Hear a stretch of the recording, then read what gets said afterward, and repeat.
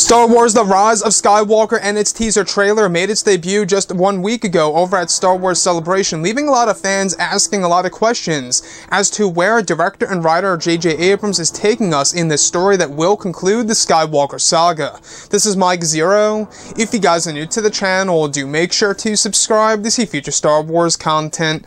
Now, one thing about this film that a lot of people are really excited to see is, of course, exactly how J.J. is going to utilize the characters of Kylo Ren and Rey, and exactly how he is going to use other characters like Darth Vader and Luke Skywalker looming in the background, as well as inserting a lot of these different connections to the prequels and the originals, etc.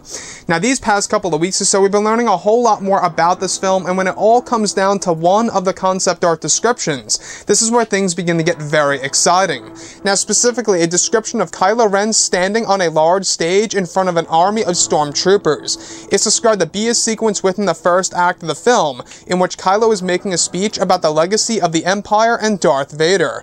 It's described that the remnants of Vader's armor is seen standing on a figure in the background, behind Kylo and his Knights of Ren, as he delivers an inspiring speech to the First Order. The majority of the speech has to do with Vader's legacy and his failure by a Jedi's manipulation. Kylo describes a brief story of his grandfather and what he left behind that brought the First Order to where it is today. Additionally, it's said that this is the moment in which Kylo reveals that it was Rey who was the one responsible for the death of Supreme Leader Snoke just 1 year ago.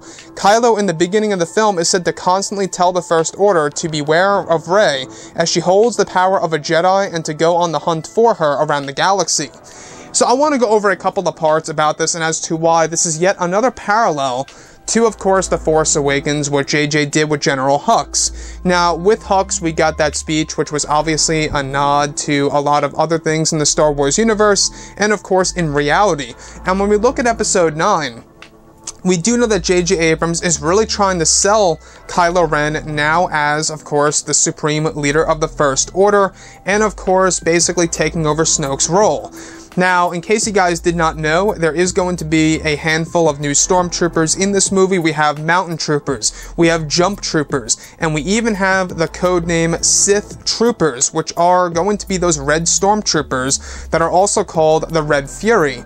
So, what's great about this movie is that JJ seems like he's really taking the First Order in a different direction, where we're getting all these new weapons, these new stormtroopers, these new vehicles and starships, ever since Kylo Ren took over the First Order. And quite honestly, guys, I gotta say, this sounds like a very interesting direction by JJ. Now, the other thing that I do want to go over is how in this speech, Kylo Ren is actually discussing the legacy of his own grandfather, Darth Vader, and how he was basically manipulated by the Jedi himself, Luke Skywalker. So Kylo Ren is basically giving a different story to the First Order to make them basically follow Kylo Ren as the Supreme Leader, and even convincing them that it was Rey who killed Supreme Leader Snoke. Now, this is exactly why Rey goes under the alias of Kira on a certain planet in this movie, because, well, she has to go under a different identity. She even changes her appearance slightly at one point in time in the exotic city with Poe Dameron and Finn.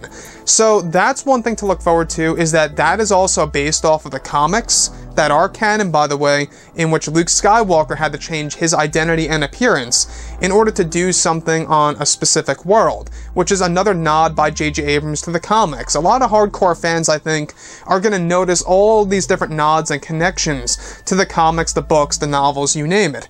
Now, the other piece that I do want to go over is that behind both Kylo Ren and the Knights of Ren is described that Darth Vader's armor, the remnants of his armor at least, the charred pieces of his shoulder pads, the shin pads, everything, right? Everything that's related to Darth Vader that they recovered from Endor, and specifically from the Beyond that the Knights of Ren stole from the Acolytes of the Beyond, are now on display behind Kylo Ren and the Knights as Kylo delivers that speech to, of course, the First Order army. Now, it really makes one wonder, where is General Hux? We haven't been hearing about him too much. We do know that Hux has a much smaller role in this movie, in case you guys did not know. Hux has a smaller role, and now we have Richard E. Grant basically being the new Hux/Tarkin figure, if you will, for Episode 9. So it's very likely, now that Kylo Ren is the Supreme Leader, that he is tossing Hux to the side, and he's actually having somebody else fill in the role as General. I think that so far, far, what's so great about J.J. Abrams is that he's really using a lot of Darth Vader elements looming in the background in order to evolve the character of Kylo Ren, in order to make the character grow from start to finish of this movie, and going through all the different obstacles that he has to go through, including the character of Rey, as well as this new villain that shows up within the second and third acts of the film. So let me know what you guys have to say about all this below in the comments, and if you guys did enjoy the content for today, do make sure to drop a thumbs up on this video to support the channel. I thank you all so very much for the kind support, and I'll catch you guys next time.